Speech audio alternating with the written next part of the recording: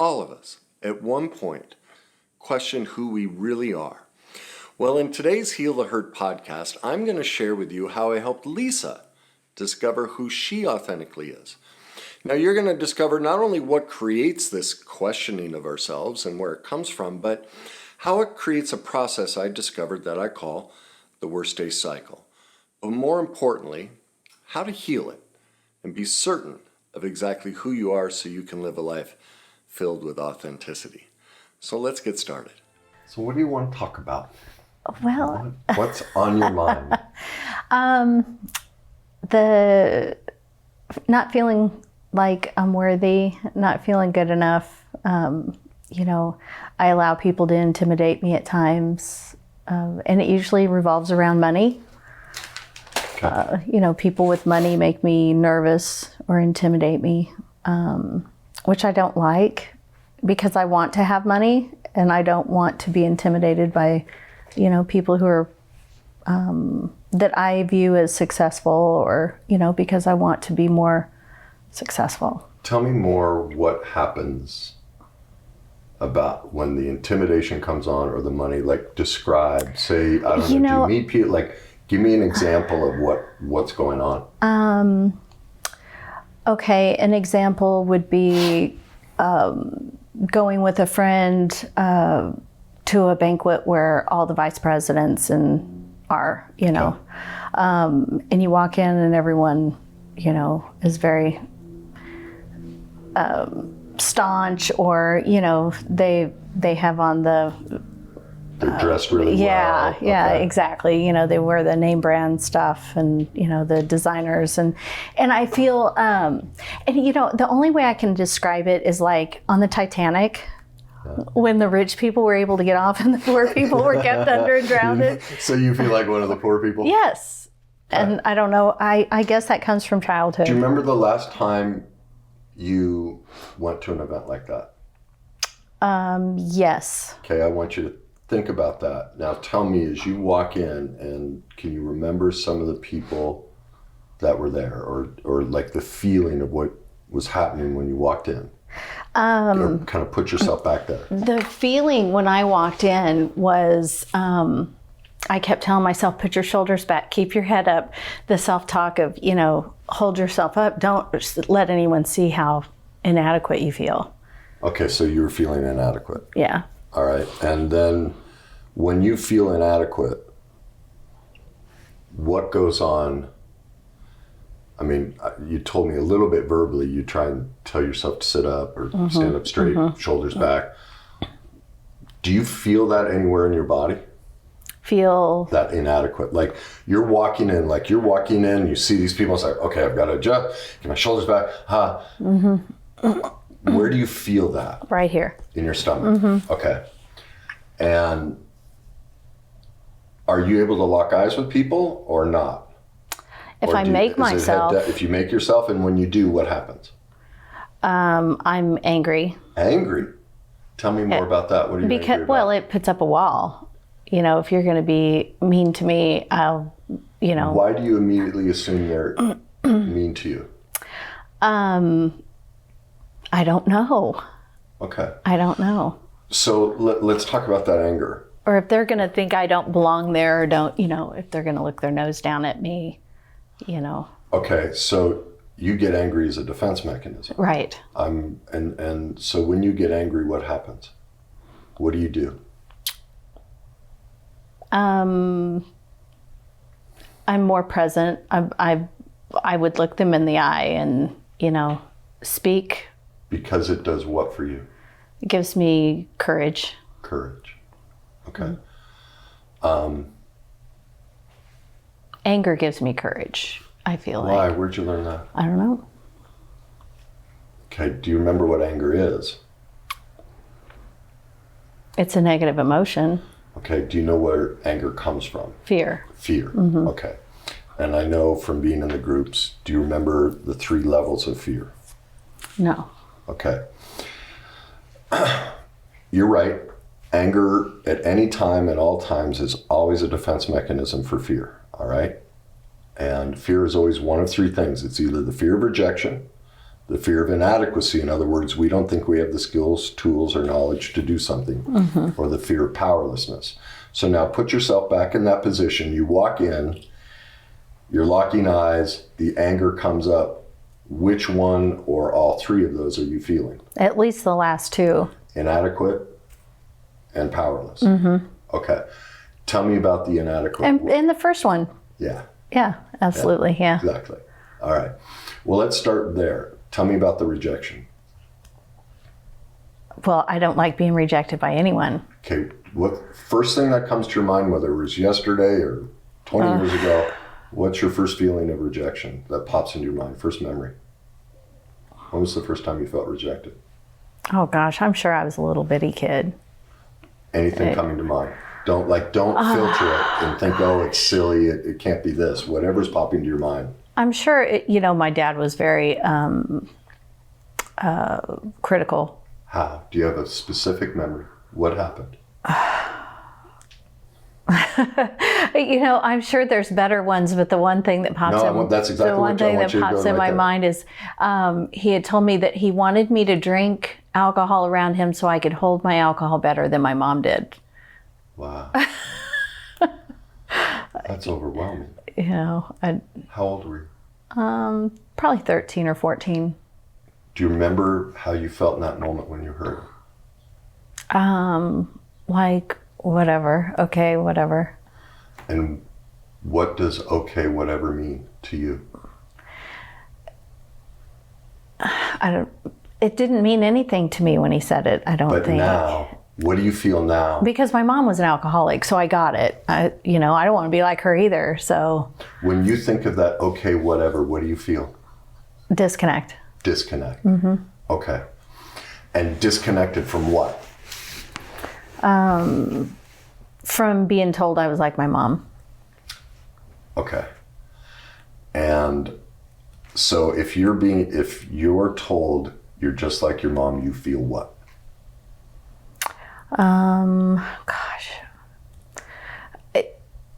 A lot of things, because she had lots of good things and lots of bad things.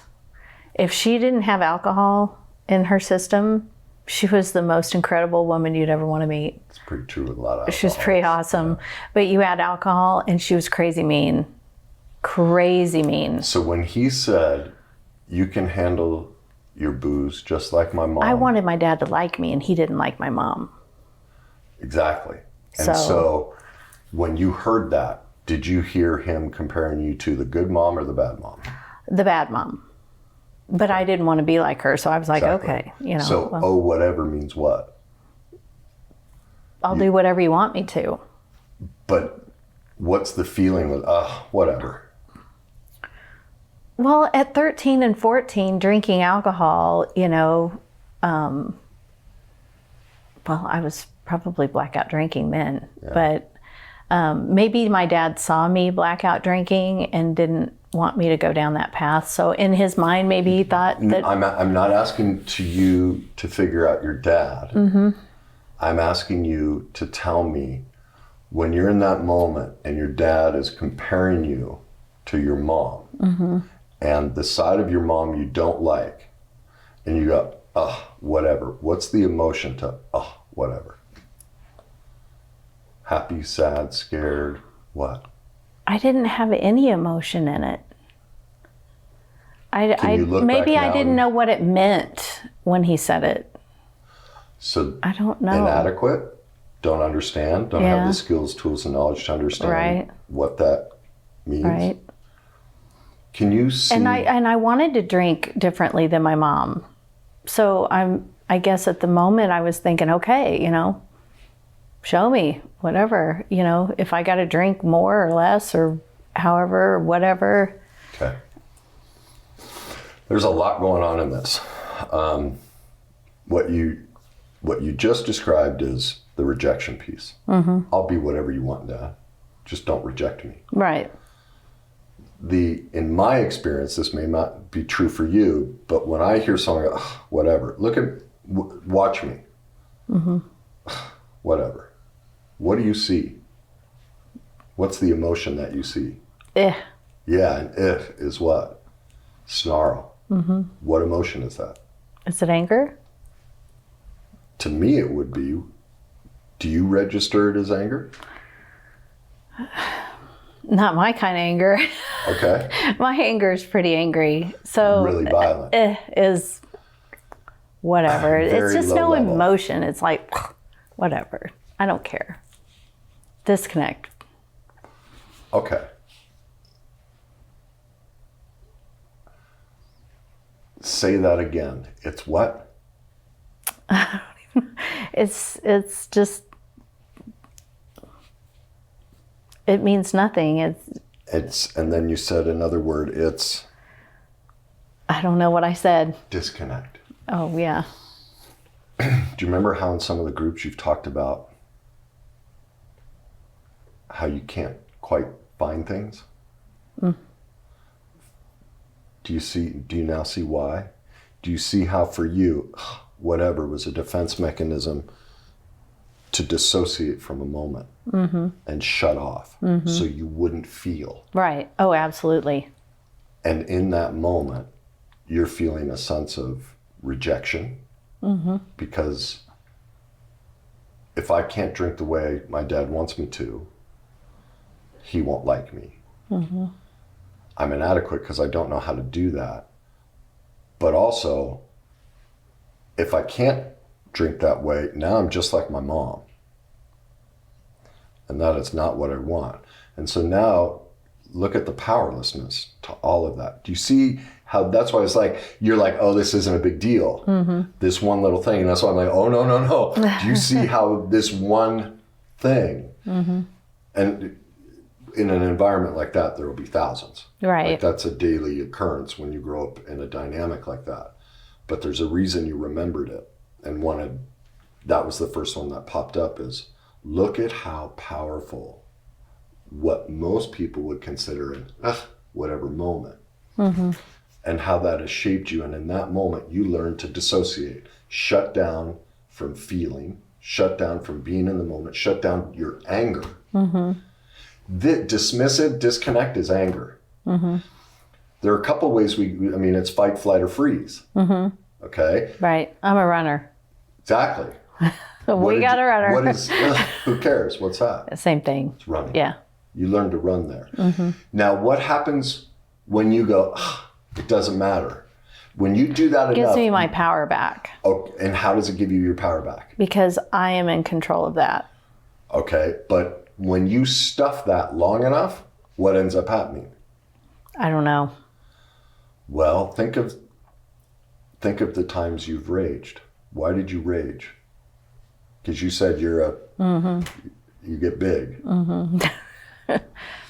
I guess it just comes out.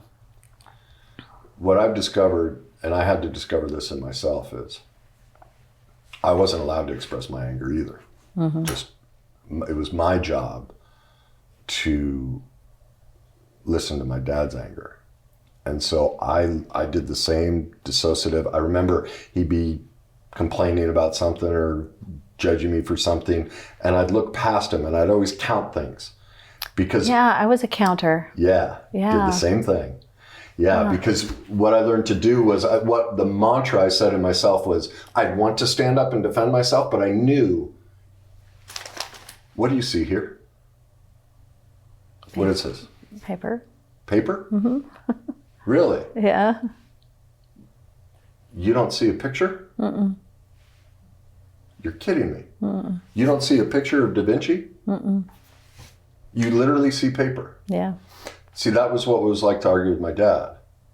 I could show him this, and he'd say, no, that's Da Vinci. It didn't matter. He had to be right.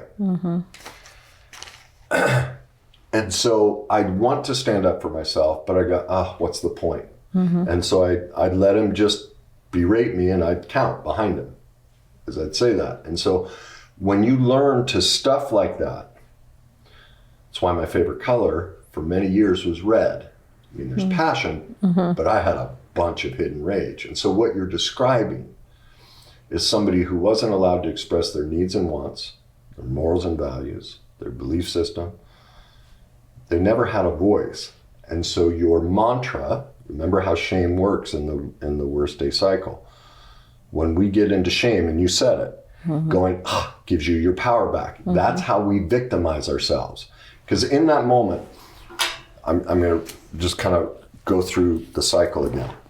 When we go through trauma like that, we lose our inherent worth. Because remember what childhood is. We have two needs as a human being, attachment and authenticity, okay?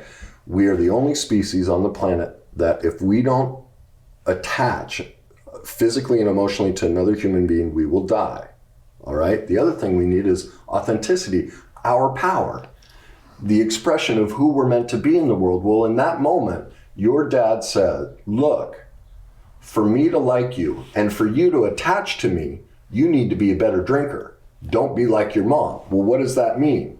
I have to drop my authenticity. So that creates fear, rejection, inadequate, powerless, everything you described. Well, then we go into stage 3, shame. How do we get our power back? I'm going to take control of this. I can't speak my authenticity because you won't allow it. So now I'm going to create a mantra that's part of the shame piece. Like mine was, what's the point? Yours is, doesn't matter. By doing that, we take power back. But in the process of taking our power back, now we set up our own victimization. Because if we don't pursue our authenticity and we give ourselves away, we die. Well, gee, I wonder why we'd be filled with rage. If I ever go pursue me, I don't want to be a drinker like my mom. That's heartbreaking to me. And I don't want you to reject me, but if I go pursue this, what do I lose? Your love. Look at the dilemma we're placed in. And so then what's stage 4? Denial. Not even going to deal with it. That's the dissociation. And then we develop this persona of, I'm going to be this certain type of drinker or person so that I can manipulate these attachments with my parents, keep them happy and all this. But by suppressing and repressing who I really am, I'm in massive denial of who I really am. Right. So how do you find who you really are? All right. Well, this is the process, is going back to all of those moments and seeing how did the cycle play out? What was the event where I had to choose between attachment and authenticity? So let's get deeper into this one. All right. So think through the specifics. How were you forced to give up authenticity for attachment in that one conversation? Who did you have to become? Who did Lisa have to drop to create attachment? I don't even know. Did you want to be a drinker?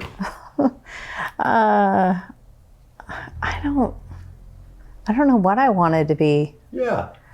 You know? Great answer. Because, and why do you think you didn't know what you wanted to be?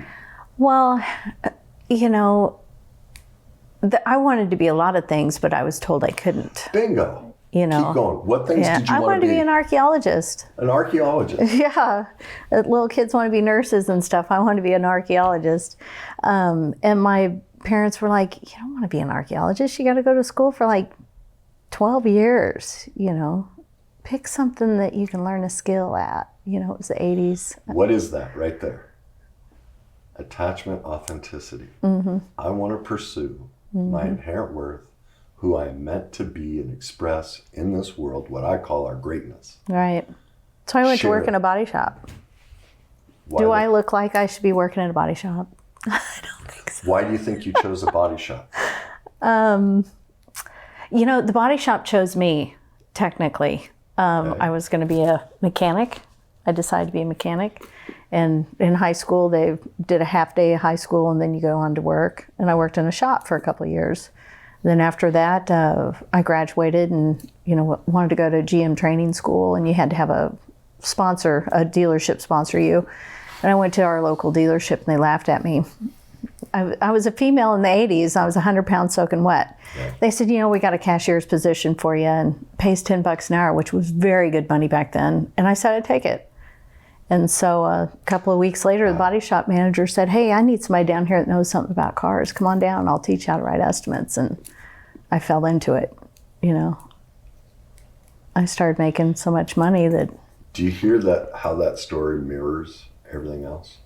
Do you remember how you Absolutely started not. When I asked you, why did you choose a body shop? Do you remember what you said? It chose me.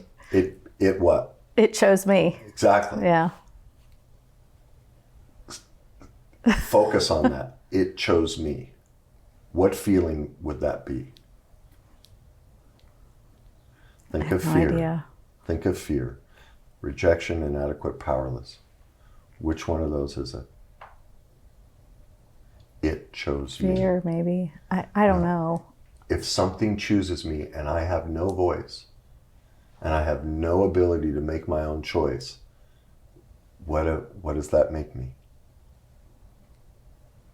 Powerless. Okay. Do you see? Okay. Do you see how that moment at 13, I think you said, with the drinking, and well, it went even younger than that. You said archaeology and everything. Yeah. Your whole childhood was about taking your power away. And so Tony Robbins has a great analogy for it. He calls it, I think the way he describes it is the inner tube in the river syndrome. The way most people live their lives is, as he describes it, they just get an inner tube and go down the river and bounce off rocks and go, oh, I'm an auto mechanic. Oh, I'm an accountant. What he doesn't describe is why.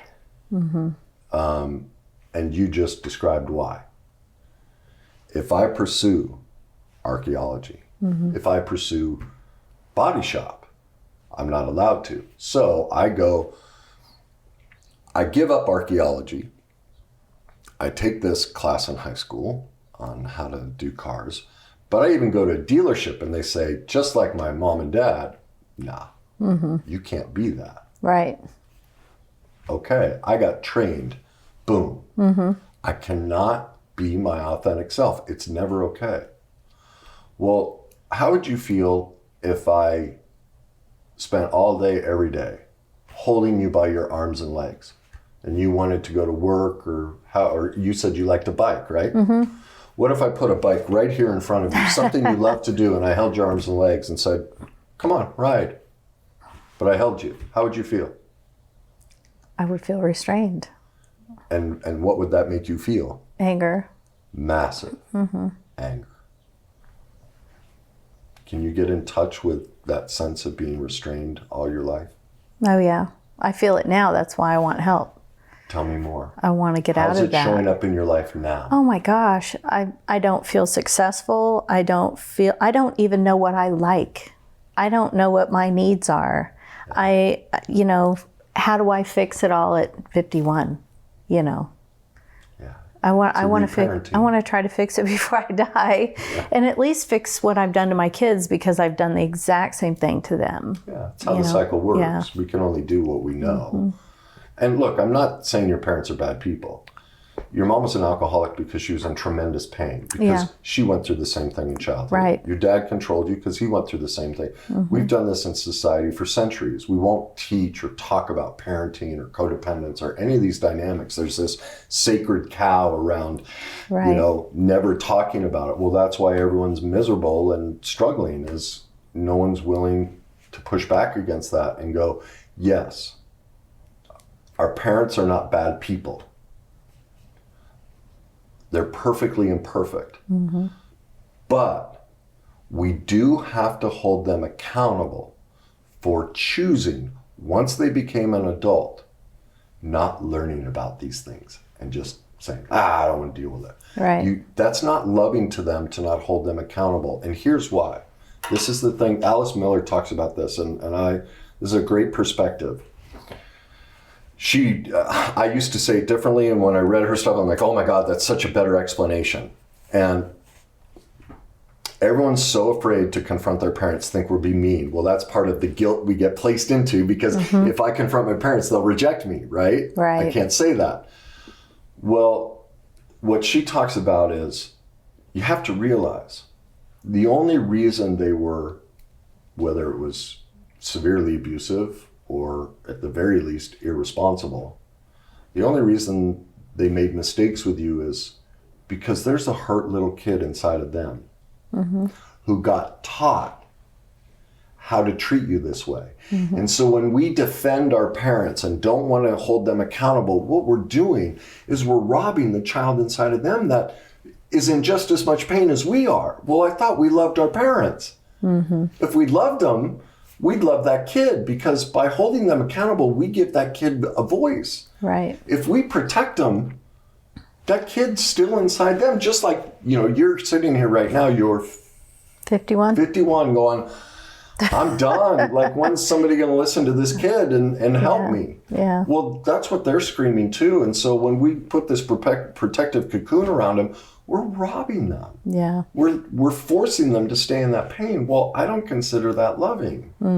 I wouldn't want that for my parents. Well, and both my parents are passed. Yeah.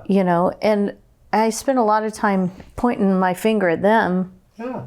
My mom was an alcoholic, that's why I'm so messed up. Well, pointing the finger at everybody else isn't going to fix me. That's the denial piece of the cycle is, well, no one's, and most of that is because we don't have the skills, tools, and knowledge. Right. That's inadequacy. And so our only defense mechanism, and plus our society rewards the victim. Like, just look at you. Oh my gosh, I have lived the victim my whole life. Yeah. Well, so let's talk about what the process is, because basically what you're describing is reparenting, which all of us have to do. I had to reparent myself. Every client, every person is stuck in this cycle. Everyone has to reparent themselves. So you said you don't even know what you need and want. Do you know the difference between needs and wants? I think so. Okay. Yeah. All right. Needs, we need to survive. All right. Food, clothing, shelter, money, intimacy, whether that's emotional, spiritual, sexual. All right. We need those things. Those are survival things. Okay. Wants are different. Wants bring us joy. Like, I love Coke. So I go get a Coke, brings me tremendous joy. Now at 79 cents, it doesn't sacrifice my need. I'm not going to be out of a house. Well, as I say a lot of times, I love that Mercedes Maybach, that convertible, Right. the blue. Well, hey, it's gorgeous, but I don't know, it's $400,000, $800,000. If I went and bought that, I'd be sleeping in the Maybach underneath the overpass. Right. Well, that sacrifices my needs, food, clothing, shelter, all of that. So that would be a self-victimization. So the key for you is, are your basic needs being met? Because part of what happens with a lot of people is, I've had clients, they have like 3 shirts. They don't meet their needs for clothing, or they live in an area or in a house below their standards, or their house is a mess. Just, they're very messy people. That's usually a sign of, people have messy cars, messy houses, don't pick up after themselves. That's a sure sign of massive trauma in childhood. That's why. That's what creates messy people. All right. Is their life was so scattered and disorganized as a child, they're reliving it. Okay. But it's looking through your life and going, am I meeting my basic needs? Okay. So financially, you keep bringing up finances is a big deal for you. Are you pursuing a career that allows you to meet your needs financially?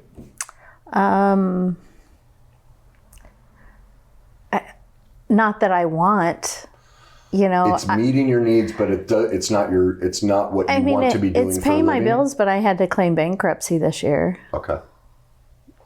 So did you have to claim bankruptcy because you overspent based on the money you're making, or the career doesn't meet your needs? Do you see the difference between the two? Right. Yeah. Did your wants, in other words, sabotage your needs? When I moved from Kansas City to here, the pendulum finally swung the other way as far as, you know, the cost of living here compared to what it was there. And it was enough to slide it the other way to where, you know, I was a single mom and had carried a lot of debt from the kids and going to college, and they flunked out, and, you know, I held them accountable for a lot of it, but I, of course, carried a lot of it with me. Okay. So it's a combination of both. Okay. You know, I overspent plenty on proms and crap like that. Couldn't say no. Right. Gee, I wanted them to have all that. Yeah. Yeah. So, but I mean, I feel good about it because I finally looked it in the face and said, you know what, I'm going to do something with you. I'm tired of you hanging over me. So I'm in a full payoff, 100% payoff on a bankruptcy. So that's good. But my finances are a mess. You know, I look at that and I think, wow, that's got to be connected to all this other somehow. Yeah. I just don't know how. I want to get back to the money thing because I know that's a big concern of yours of how do I get more comfortable around people with money. It's not really money, people with money that intimidate you. It's more, well, it's all these underlying issues that get projected into they have more worth than I do. So you talk about being intimidated by money, but that's a smokescreen. Or people with money, or people with status. But that's just where you're projecting all of this other stuff too. It's not so much that. It's you. What you describe in childhood is a sense of no worth.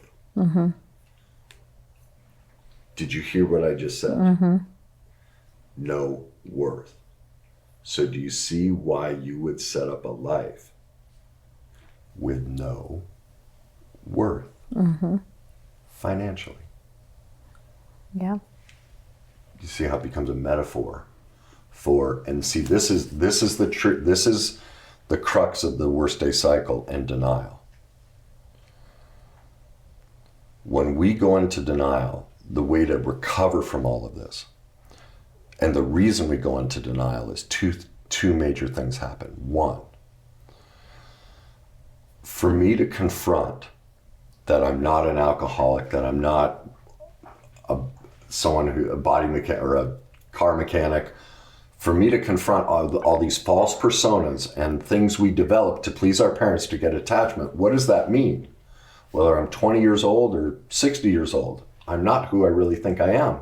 Well, that's a devastating admission.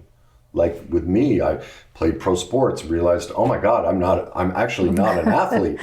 Well, think of how devastating. I spent my whole life pursuing it, and then to wake up and go, wow, I've wasted my life. That's not true, but that's the feeling. Yeah, feels that oh my God, I'm so stupid, I'm so worthless. No one wants to admit, oh my God, I've lived my life in a way that isn't really me. That's overwhelming. Right. Now, you realize when you go through it, it's wonderful. But before you go through the process considering it, it's like, oh, that's the last thing I want to admit or deal with. And that's why we push it away. No one's taught us. Devastating. Yes, but see, that's only the first half. What's behind that, what's even more devastating is, if I become somebody of worth, what do I lose? Attachment to my parents, because your childhood was, for me to fit in, for me to have value in this family, I have to have no worth. But I really think at this point in my life, it would be worth attaching to me. And that's the process. But what I'm describing is when you see rich people,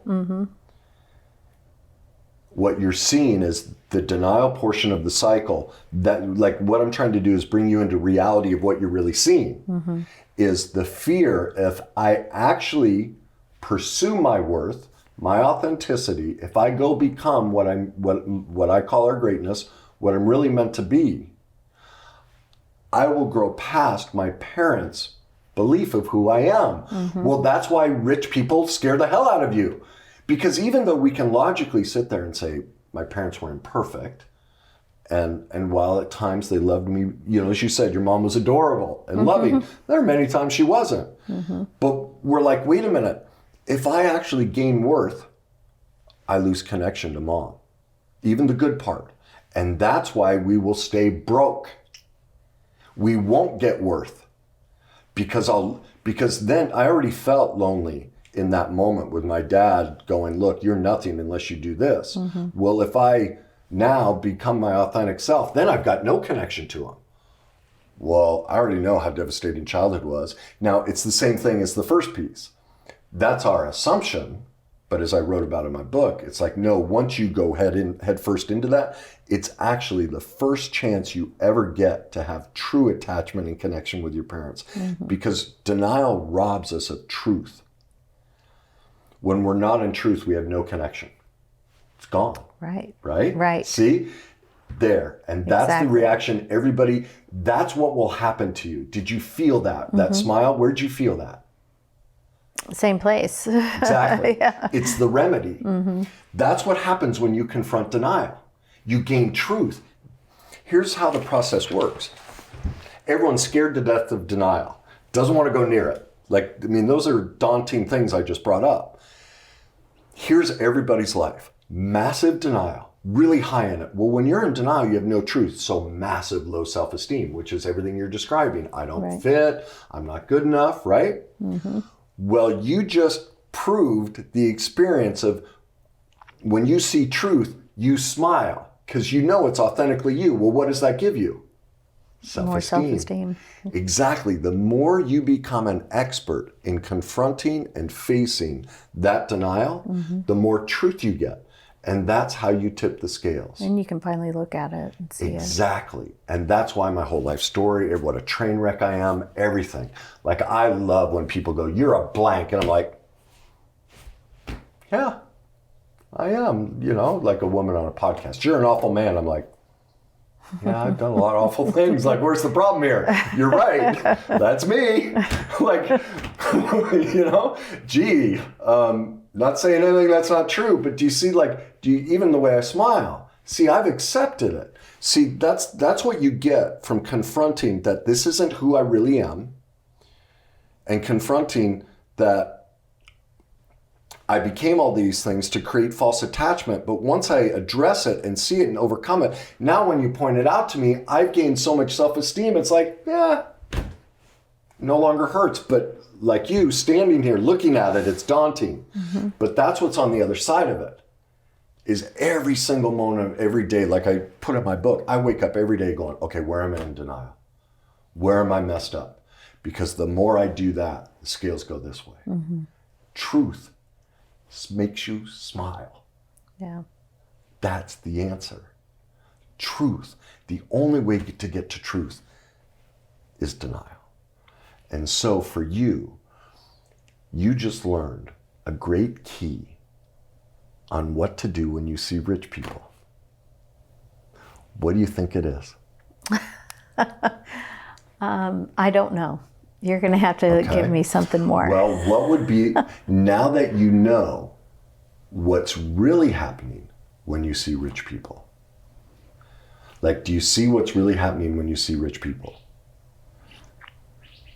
That it's a connection to the lack of me. worth. Yeah, I know but it was a learned behavior that's not authentically who you are. So now that you know that, the response becomes, this is what I learned to do. When those feelings would come up, I'd go, I love you, Dad, but you're not here anymore. Those were your feelings. I'm not going to carry them for you anymore. And I would literally picture myself giving them back to him. And so because I did the same thing, I had a massive, because my dad was big and older men, just like I would just drop like a little, couldn't stand up to him. And when I learned how this worked and that feeling would come, I'd smile inside because now I'm in truth. And I go, oh, well, this feeling isn't even mine. It was placed into me when I was 13 years old and my dad said, don't drink like your mother. And so now when I see a rich man, I go, oh, hi, Dad. Yeah, you don't live here anymore. I love you. And I know you're trying to do the best for me based on what you were taught. I forgive you for that, but I'm not going to carry that feeling for you anymore. I give it back to you. Yeah. And that's how you start creating the separation from, that's a feeling you've been carrying, that's a feeling of your dad's. It's not your authentic self. Okay. Do you see the separation? That's your dad's pain. It's not yours. Well, haven't you carried it long enough?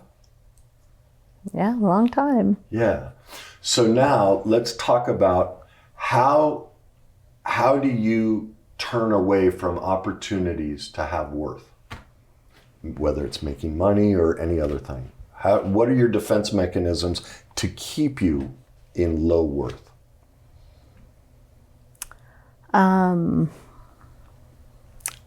I don't know. I don't see it. Okay. Would you like some tools to figure that out? Yeah. Okay. Because, at work, for instance, Yeah. I've applied for 21 different jobs at my work, and I've been turned down for 21 jobs. And do you get an explanation? No. Okay. What do you think it is? It makes me angry because I know that that these jobs I'm well qualified for. Have you ever asked for information? I have. And, it's always, there's a lot of people out there that don't have jobs that need to come into the hub that are in different locations. And, it's just our reorg, the way it's working. And, and I think, so, why did you interview me then? Just going through the motions or whatever. I don't know. Okay. You don't know if they're blowing smoke up your skirt or if they're really, So what other options do you have then? I could quit my job and do something different. Man. And what do you think you'd like to do different? Or it's a similar type of business going somewhere, moving up. Unfortunately, I didn't go to college. I'm currently going to college. I'm halfway through my associates. Good for you. But I've got a long way to go. Sure. I'll probably be 65 by the time I'm done with the bachelor's. But, I don't know who I am, what I like, nothing. I mean, I just feel like... What's your favorite color? Sunset. Well, that can be lots of colors. Which specific color? I couldn't tell you. It's just all the colors of the sunset. Okay. What's your favorite food? I don't have one. If I forced you right now, you were going to die in 15 minutes. You had one last meal, what would you pick? Whatever you've got. Okay, then the first step for you is to break down simple things just like that. Literally, you said you have a boyfriend, right? Mm-hmm. Start asking him on date nights. I want to go to different type of food. I don't know how many times you go out to eat or whatever, or make dinner together. I like everything. I like Mexican, cheeseburgers, steaks, seafood. I like it all. Okay. But I want you to start paying attention to when you eat and break it down. What is it I like about a cheeseburger? And what is it that I might not quite like? You got so heavily trained to it's called giving yourself away, that you will... I have nothing. Exactly. And so that's why I want you, the first step in this is to start creating a huge self-awareness of specifically, what do you like about a hamburger? And what do you not? Is there an aspect of it you don't like? Like, it sounds silly, but literally it has to start that simple for you of, wait a minute. Actually, now that I realize it, the crunch of an onion, I never paid attention, but I don't know that I really like that. Huh, interesting. It's not the flavor, but the texture. Mm-hmm. Like, I want you to start doing that with everything you like. The sunset, I want you to look at the sunsets here are great. Mm-hmm. Stare at it. And really break it down into, is there a certain color or is there a certain aspect I don't like? The bottom line is this. The first step for you is giving yourself permission to make a choice. You've never been given permission. The little girl inside of you, no one's ever said. It's Because your if I turn. make a choice, it's going to be the wrong one and I'll get Exactly. in trouble for it. And that's why I want you to start with that. Is literally everything, whatever you wear every day. When you go in and look at your closet, I want you to start breaking down even the simplest choice and start learning, why am I picking this and why not? What do I like? What do I don't like? And journal it. Okay. Like, keep track of it. And what do you like about your job? What do you like about your car? What do you don't like? Every little bit. Because the first thing for you is getting an awareness of what is my authenticity. It was so stripped from you. I'll become whatever you want. Just don't leave me. Right. Yeah. Exactly. Exactly. And so what happens when we're raised like that, it was very similar to me, is we leave ourselves. And so think of the correlation to just don't leave me. How much worth do I have? I don't like that. Yeah. Do you feel how empty that is? How little worth there is in that? Now can you see? There's no power in that. None. And now can you see the drastic difference between that and money? And why that sense of no worth has been projected into money. Money is not, that's why I remember 30 minutes ago I was saying this has nothing to do with money. It's a metaphor for you. The inability to pursue your own needs and wants and discover what your authenticity was so stripped from you, you feel like you have no worth. And so your only response to that is massive anger, because there's so much rejection, inadequacy, and powerlessness involved in that. And so, that's why people get Whatever. angry. Exactly. And whatever becomes the dissociative, I can't have a voice anyway. I don't know what my needs and wants are. I'll suppress it. I'll make do with whatever. It's like I always say, everything we're doing, it's the 3D movie. We all live our lives like a 3D movie, but we don't have the glasses. We don't realize that every single friend, career, partner, hobby, everything we choose, we're reliving our trauma right in front of our face, screaming back at us, and you just proved it. Money. Oh, whatever. Right? All of these things, you're playing this movie out right in front of yourself, screaming back at you the trauma, the attachment, authenticity, trauma bind you got placed in childhood, but what are you missing? The glasses. Right. That's what my book and all that, the worst day cycle, are the glasses of, oh my God, now I understand why money, it's not money, it's worth. And so why I can't pick a favorite this or that. And so that's why the first start for you is literally, I hope you hear this in a loving way, infancy. I'm giving you permission, and the biggest key is, are you willing to give yourself permission? Yeah, I think that's exciting. Tell me about the excitement. Because it'll be exciting to find out what I really do like, and, who I'm supposed to be, or however, who I want to be, or however that's supposed to be. I don't know. The world is your oyster. You don't have that. And here's the second piece for you is you go do this, those voices are going to pop up. And when they do, journal those. Okay. Because those are the mantras that are saying, no, you have to stay down here, no worth. Okay?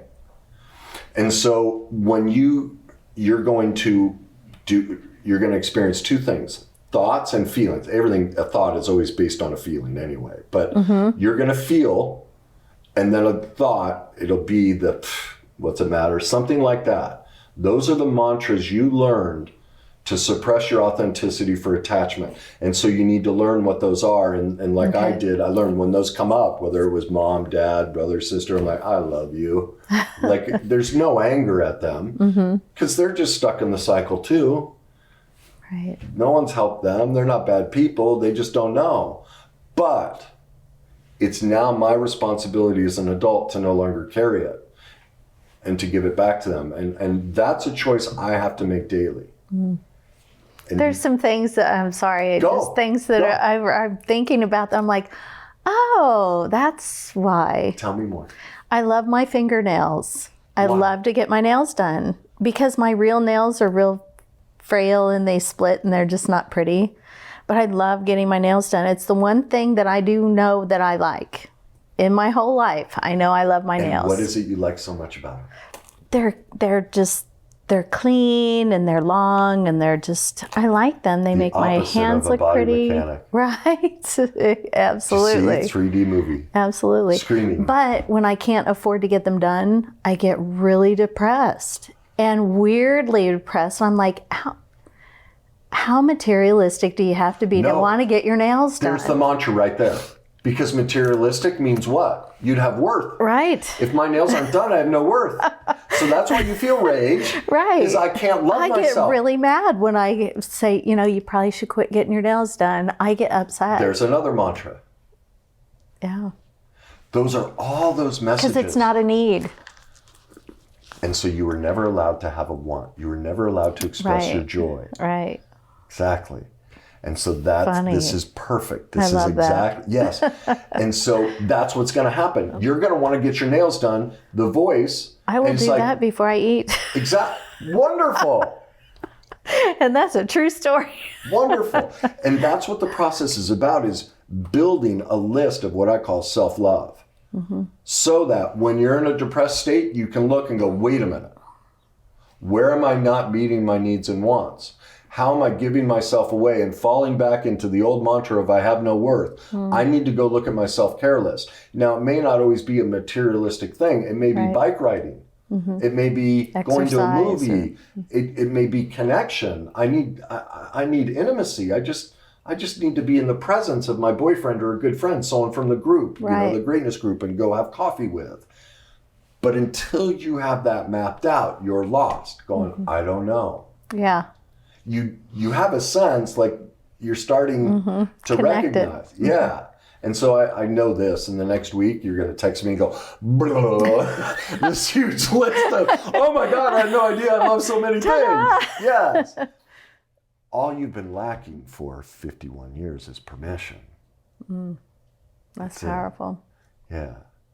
No one's given you permission. That little girl inside of you, no one said, it's your turn. And you get to feel wonderful. And that's what I'm giving you permission to do. And that's why I asked, are you willing to give it to yourself? Because ultimately, it can't come from me or your parents. Right. It has to come from authenticity. No, I love me. And I love when I get my nails done. And I feel so damn pretty when I get my nails done. Right. Aren't I pretty? Why do you think I dress the way I do? I love it. It's total self-care. Yeah. Total. I go to the store like this on Saturday. I'm like, oh my God, I get to dress. It just, I light up. That's pure joy. It's a want. It's just what works for me. And that's what you get to start pursuing. Okay? Okay. Does that give you a better sense of what's going on with money? That it's not money. Yeah. You're not afraid of money. What you're afraid of is loving yourself. It was always projected into money. It was always about worth. It's the 3D movie screaming back at you.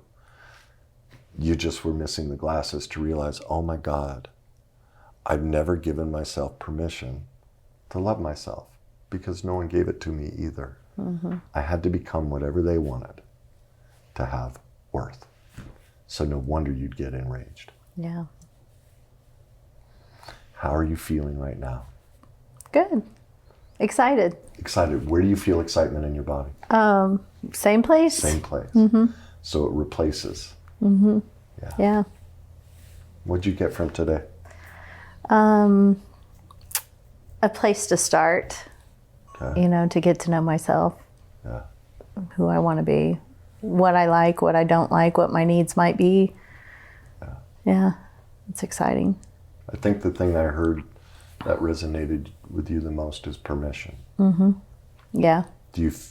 That might be a mantra that you could use to replace the mantras that show up for you. If hi mom, hi dad, love you, but I'm giving myself permission today. Yeah.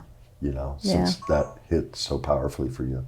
Yeah. You I mean, decide what works for you. It's just something that came to mind based on what you were saying. Okay. Okay. Yep. Great Sounds job. good. Thank you. Yeah.